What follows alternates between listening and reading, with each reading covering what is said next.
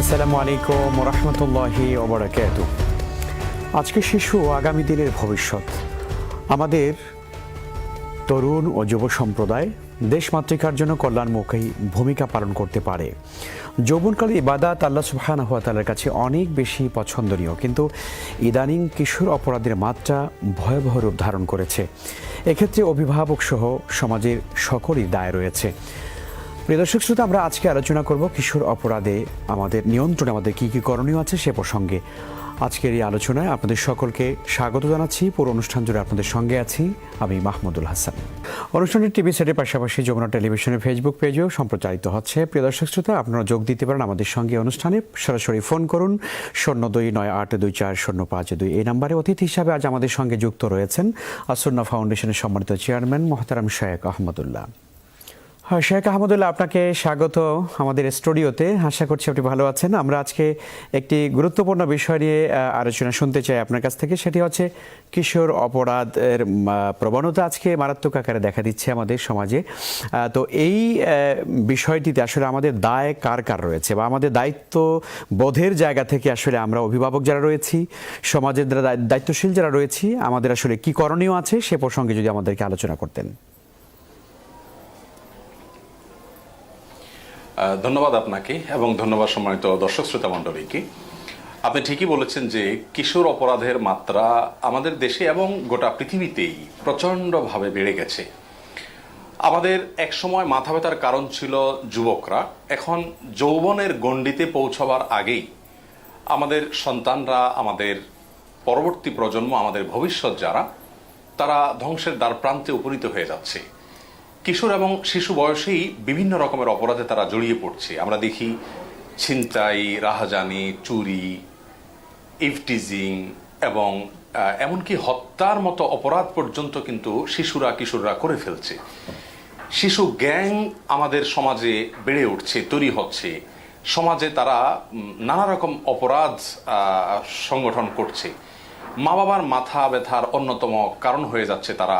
স্বয়ং প্রশাসন পর্যন্ত হিমশিম খাচ্ছে তাদেরকে সামাল দিতে গিয়ে।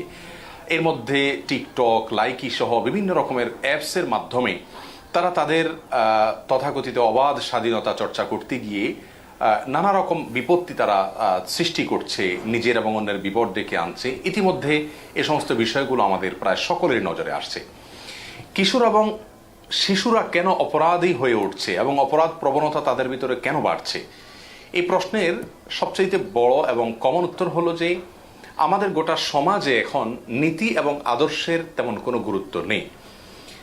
শিশু এবং কিশোরকে যারা গড়ে তুলবেন সেই বড়রা তাদের নিজেদের জীবনে আদর্শ চর্চা করবার বা নীতি চর্চা করবার গুরুত্ব তারা ভুলে গেছেন। এই কারণে আমাদের সমাজে একটা সংকট দেখা দিয়েছে। যে বাবা তার সন্তানকে আদর্শের শিক্ষা দেওয়ার কথা, যে মা তার সন্তানকে নীতির শিক্ষা দেওয়ার কথা, তিনি নিজেই আদর্শহীন হয়ে বড় হয়েছেন এবং তিনি নিজেই আদর্শ বিবর্জিত জীবনযাপন করছেন। আমার মনে হয় যে এটি হলো শিশু এবং কিশোর অপরাধ প্রবণতা বেড়ে যাওয়ার মৌলিক একটি কারণ। একটা সময় আমাদের সমাজে কিন্তু ভালো মানুষ, সৎ মানুষ, শিক্ষাবিদ মানুষ, জ্ঞানের প্রতি অনুরাগী মানুষ, তাদের প্রতি একটা শ্রদ্ধা, ভালোবাসা সমাজের মানুষের থাকতো। এখন কিন্তু সমাজের সবচাইতে বিত্তশালী, সবচাইতে প্রভাবশালী, সবচাইতে অর্থবৃত্তের মালিক, এই টাইপের মানুষগুলোকে মানুষ সমীহ করে, মানুষ সালাম দেয়, অন্তর থেকে না হোক যেভাবে হোক শ্রদ্ধা তাদের প্রতি প্রদর্শন করে। কিন্তু যারা সৎ, যারা চারিত্রিকভাবে যারা সৎ চরিত্রের অধিকারী, এসব মানুষগুলোর কিন্তু তেমন কোনো মূল্য আমাদের সমাজে নাই।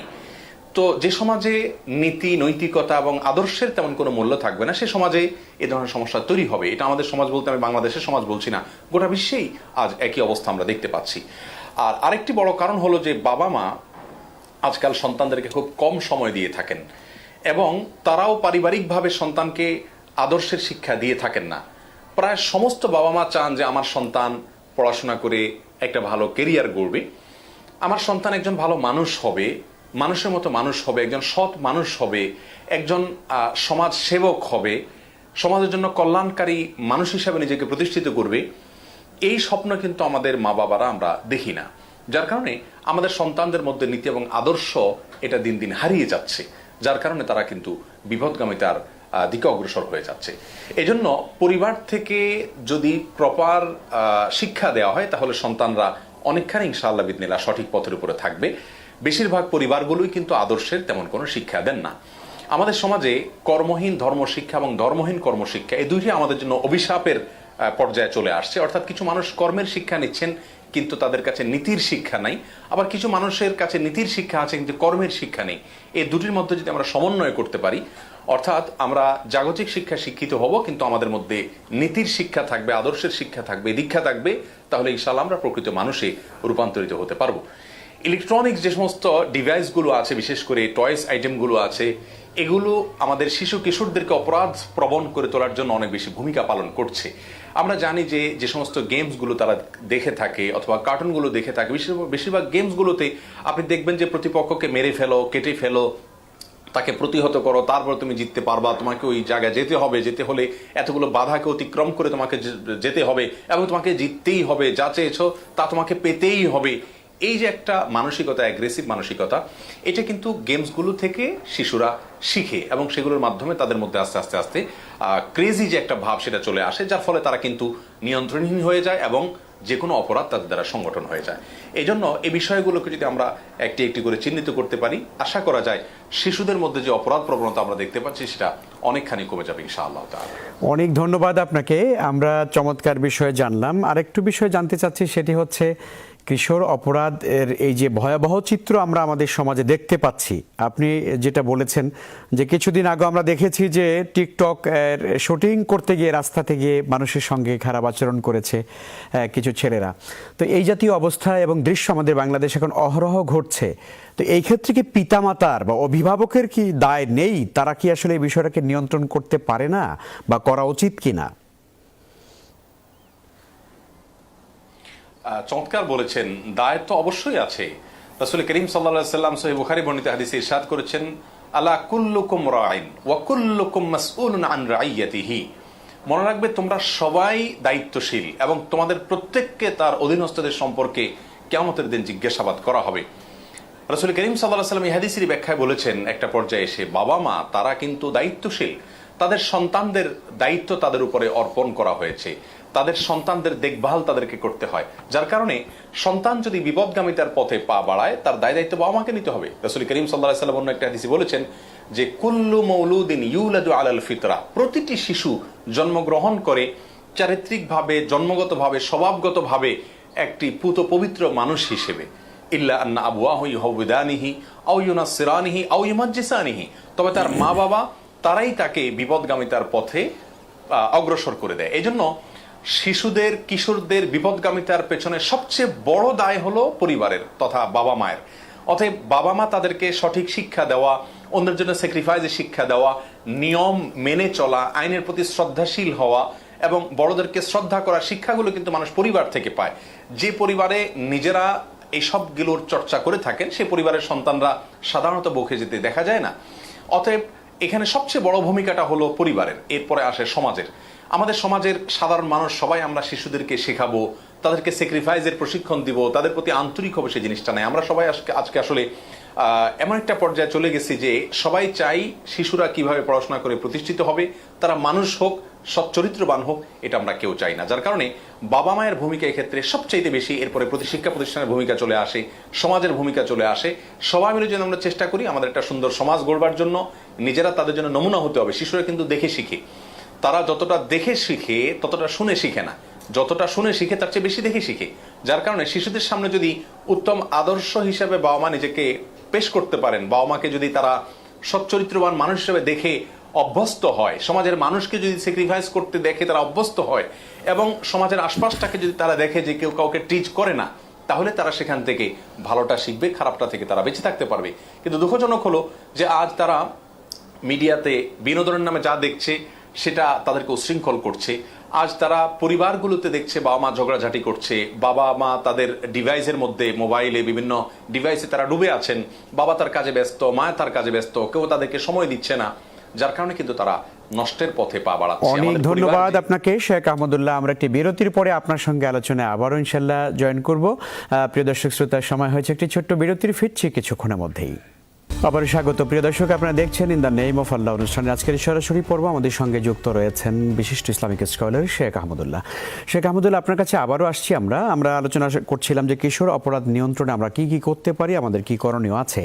এই বিষয়ে একটি বিষয় জানতে চাচ্ছি, সেটি হলো এই যে আজকে আমাদের চতুর্দিকে, আমাদের ডানে বামে সর্বত্রই মাদকের সয়লাব চলছে।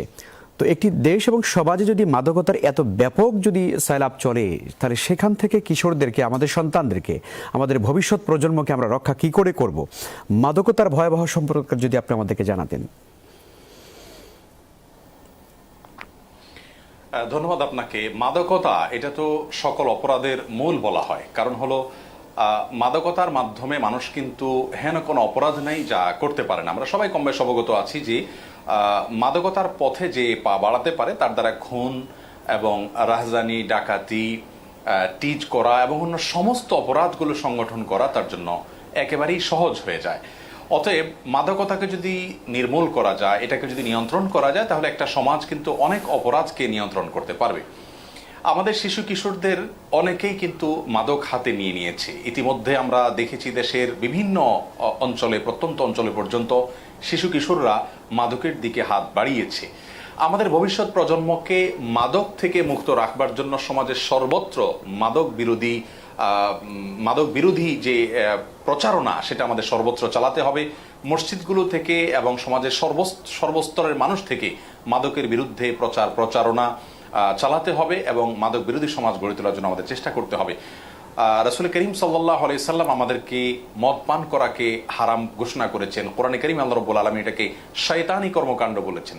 কারণ হলো শয়তানের কাজ হলো মানুষকে বিপদগামী করা, ভুল পথে পরিচালিত করা, তার জীবনকে ধ্বংসের দিকে নিয়ে যাওয়া।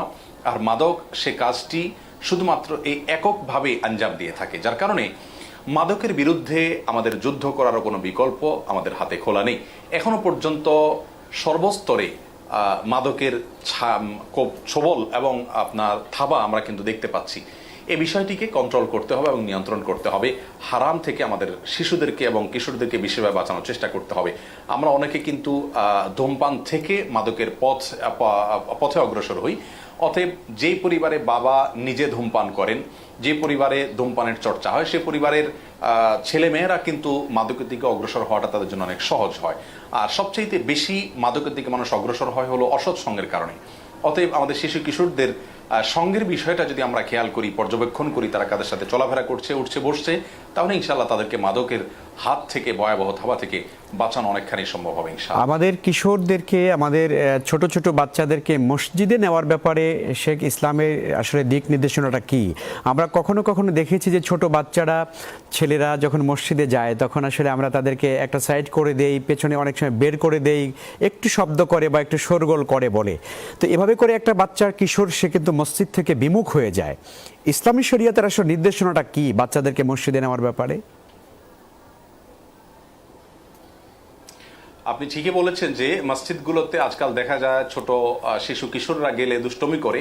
তাদের দুষ্টমির কারণে, তাদের কিছুটা খেলাধুলা বা উশৃঙ্খলতা, সামান্য ডিস্টার্বনেসের কারণে কিন্তু অনেক মুসল্লিরা তাদেরকে ধমক দেন এবং মসজিদে আসতে নিষেধ করেন। কোনো বাবা তার সন্তানকে নিয়ে গেলে অনেকে তাকে ক্রিটিসাইজ করেন। এটা সম্পূর্ণ শরীয়ত বিরোধী একটি কাজ, ইসলাম বিরোধী একটি কাজ। মনে রাখতে হবে যে ছোট শিশু, আজকের ছোট শিশু আগামী দিনের মুসল্লি, যার কারণে তাকে মসজিদে ওয়েলকাম করতে হবে, তাকে মসজিদে আসার কারণে তাকে অ্যাপ্রিসিয়েট করতে হবে এবং তার দুষ্টমিকে হজম করতে হবে, সহ্য করতে হবে। আমাদের প্রিয় নবী সাল্লাল্লাহু আলাইহি ওয়াসাল্লাম যখন নামাজ পড়তেন তখন কিন্তু তার নাতি হাসান, হোসেন রাদিয়াল্লাহু তাআলা আনহুমা, তাদের কেউ কেউ তার কিন্তু কাঁধে চড়ে বসেছেন। তিনি কিন্তু বিরক্ত বোধ করেননি। তিনি কিন্তু তার মেয়েকে নামাজের পরে বকাঝকা করেছেন যে হ্যাঁ, বাচ্চাকে কেন ধরনি, এরকম কোনো কথা কিন্তু হাদিসে আমরা শুনতে পাই না। তার মানে ছোট শিশু কিশোররা নামাজের মধ্যে যদি কিছুটা দুষ্টামি করে, তাহলে সে দুষ্টমি আমাদেরকে হজম করতে হবে। এটাও নামাজেরই পার্ট, এটাও মসজিদেরই অংশ। অতএব তাদেরকে গণহারে ধমক দিয়ে মসজিদ বিমুখ যদি আমরা করে দিই, তাহলে তারা শিখবে কোত্থেকে? আজ আমাদের শিশু কিশোরদের বিপদগামিতার একটা বড় কারণ এটাও যে অনেক আগে আমরা দেখতাম ছোট বাচ্চারা মসজিদে যাওয়া আসা করতো, কিন্তু এখন ছোট বাচ্চাদেরকে মসজিদে আসতে দেওয়া হয় না। বাচ্চাদের দুষ্টমি বেড়েছে অনেক ক্ষেত্রে, যার কারণে তাদেরকে আসতে দেওয়া হয় না। অবশ্যই ছোট শিশু কিশোরদেরকে যারা নিয়ে আসবেন তারা নিজেদের সাথে রাখবেন, যাতে অন্য মুসল্লি নামাজে ডিস্টার্ব না করে, সেটি খেয়াল করবেন।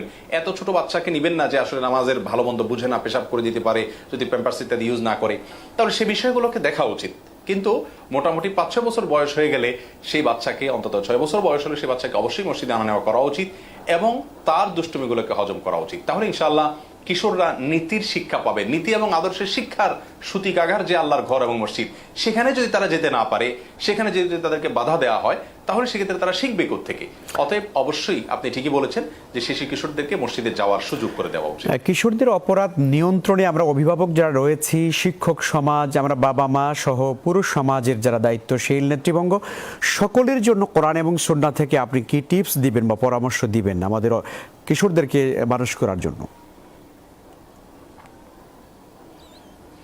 ধন্যবাদ আপনাকে। কয়েকটি পয়েন্ট আমরা বলতে পারি। সর্বপ্রথম পয়েন্ট হলো, বাবা মাকে আদর্শ মানুষ হিসেবে তাদের সামনে নিজেদেরকে পেশ করতে হবে। অর্থাৎ তারা দেখাতে হবে যে মানুষ কিভাবে সত্যবাদিতার চর্চা করে, কিভাবে স্যাক্রিফাইস অন্যের জন্য করতে হয়, এটা বাবা মা নিজে করে দেখাতে হবে।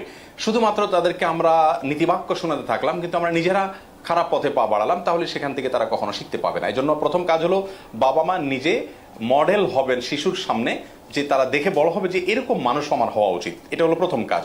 দ্বিতীয় কাজ হলো তাদের চলাফেরাটা কাদের সঙ্গে হচ্ছে না হচ্ছে সে বিষয়টিকে মনিটর করতে হবে, পর্যবেক্ষণ করতে হবে। কারণ সান্নিধ্য থেকে কিন্তু শিশুরা বিপদগামিতার পথে পা বাড়ায়। মাদক সরাসরি হাতে নেয় না, তার কোনো বন্ধু মাদকে আসক্ত থাকে বা মাদকের সঙ্গে অভ্যস্ত থাকে, তার সংস্রবে যাওয়ার পরে আস্তে আস্তে ধীরে ধীরে কিন্তু সে পথ হারা হয়ে যায়।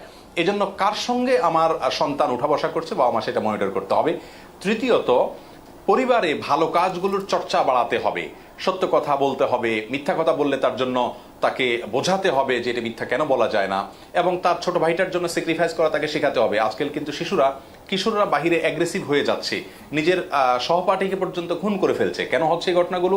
এর অন্যতম একটা কারণ হলো তাদের যে অদম্য চাহিদা সেটা তারা পূরণ করতে না পারলেই তারা কিন্তু অ্যাগ্রেসিভ হয়ে যাচ্ছে। এই জীবনে যে সব চাহিদা পূরণ করা যায় না বা করতে হয় না, নিয়ন্ত্রণ করতে হয়, এই শিক্ষাটা তাদেরকে পরিবার থেকে ছোটবেলা থেকে দিয়ে তাদেরকে বড় করতে হবে। আজকাল কিন্তু আমাদের শিশুদেরকে আমরা যা চাচ্ছে মুখ দিয়ে বের করলে আমরা সেটা কিনে দিচ্ছি। আমরা কখনো স্যাক্রিফাইস তাদেরকে শেখাচ্ছি না, নিয়ন্ত্রণ করা তাদেরকে শেখাচ্ছি না। সে একটা খেলনা চাইলো, একটা জামা চাইলো, আমরা সঙ্গে সঙ্গে সেটার ব্যবস্থা করার জন্য পাগল পড়া হয়ে যাচ্ছি। আমার শিশুকে তার চাহিদাগুলোকে নিয়ন্ত্রণ করাও যে শিখতে হয়, সেই দীক্ষা তাকে দেওয়ার যে গুরুত্ব, সেটা কিন্তু আমরা অনেকখানি জানি না। সেজন্য এই বিষয়টি আমাদেরকে খেয়াল রাখতে হবে। আর চতুর্থত যে বিষয়টি, তা হলো যে শিক্ষা প্রতিষ্ঠানে সে যাচ্ছে সে শিক্ষা প্রতিষ্ঠানের পরিবেশটা কেমন, বাহিরটা কেমন তার জন্য উপযোগী, এবং সেখান থেকে বাসায় ফিরে আসলে তার ভিতরে কোনো পরিবর্তন আসছে কিনা এই বিষয়টিকে মনিটর করতে হবে। আর পঞ্চম যে বিষয় বলবো তা হলো, মসজিদে তাকে বয়স যখন 5-6 হয়ে যাবে তখন থেকে বাবার সাথে নিয়ে যেতে হবে, মায়ের সাথে তাকে নামাজে দাঁড় করাতে হবে এবং ইসলামের যে শিক্ষাগুলো আছে তাকে দিতে হবে। এবং 6 নম্বর যেটি বলবো তাহলে, ইলেকট্রনিক্স যে সমস্ত টয়েস আইটেমগুলো আছে, ডিভাইসগুলো আছে, এগুলো মানুষকে অ্যাগ্রেসিভ করে তোলে, মানসিক বিকাশকে বাধাগ্রস্ত করে, সেগুলোর বিকল্প তাদেরকে দিতে হবে। শারীরিক চর্চা যেন করতে পারে, শরীর চর্চা করার জন্য অনেক ধন্যবাদ আপনাকে। অনেক ধন্যবাদ শেখ আহমদুল্লাহ। আজকে আমাদের সঙ্গে থেকে অত্যন্ত গুরুত্বপূর্ণ একটি বিষয় আপনি চমৎকার আলোচনা করলেন কোরআন এবং সুন্নাহ থেকে। আপনাকে অনেক শুকরিয়া, জাযাকাল্লাহ খায়ের। সুপ্রিয় দর্শক শ্রোতা, এই ছিল ইন দ্য নেম অফ আল্লাহ অনুষ্ঠানে আজকের এই আয়োজন। ইনশাআল্লাহ তাআলা আমরা যা কিছু শিখেছি সেগুলো আমরা প্র্যাকটিস করার চেষ্টা করব। সকলকে ধন্যবাদ জানাচ্ছি। আসসালামু আলাইকুম ওয়া রাহমাতুল্লাহি ওয়া বারাকাতুহু।